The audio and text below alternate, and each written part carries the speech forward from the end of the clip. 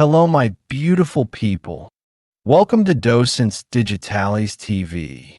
You are now watching the most complete video series to learn English and American culture in the simplest and most enjoyable way. No need to stress. Just relax, listen carefully, and watch this video as many times as you need.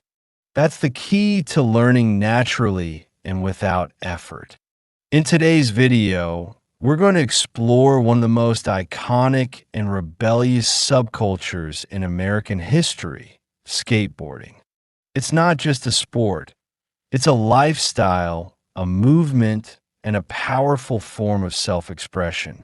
Let's dive into the history of skateboarding in America and discover how this street sport rolled its way into the hearts of millions around the world. Skateboarding was born in the 1950s in sunny California. Surfers wanted something to do when the waves were flat, so they started attaching roller skate wheels to wooden boards. They called it sidewalk surfing, and just like that, a new sport was born. It started small, but it quickly grew into something big. By the 1970s, skateboarding had evolved. The wheels improved, new tricks were invented, and skate parks began to pop up around the country.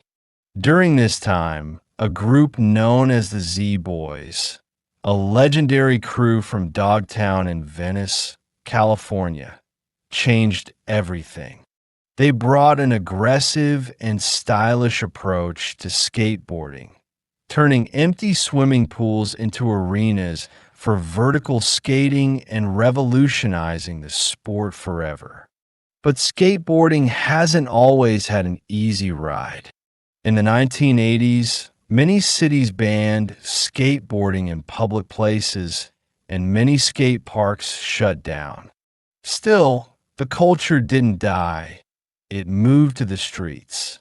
Skaters adapted, using stairs, rails, benches, and curbs as their playground. This era created a whole new generation of skaters who viewed the city as their canvas.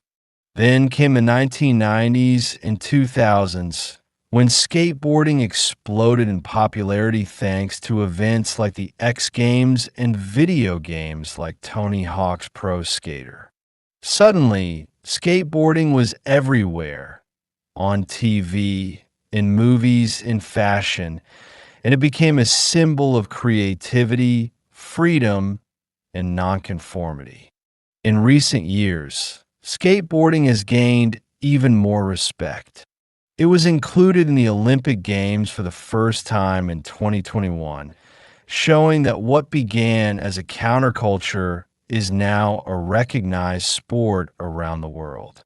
But despite going mainstream, skateboarding has never lost its edge or its attitude.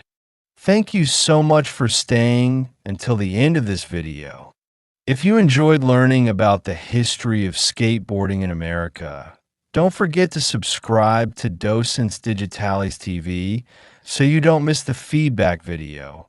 It's a great way to review everything and keep improving your English and your cultural knowledge. Please give this video a like and share to help us keep growing and creating better content for you. See you in the next adventure.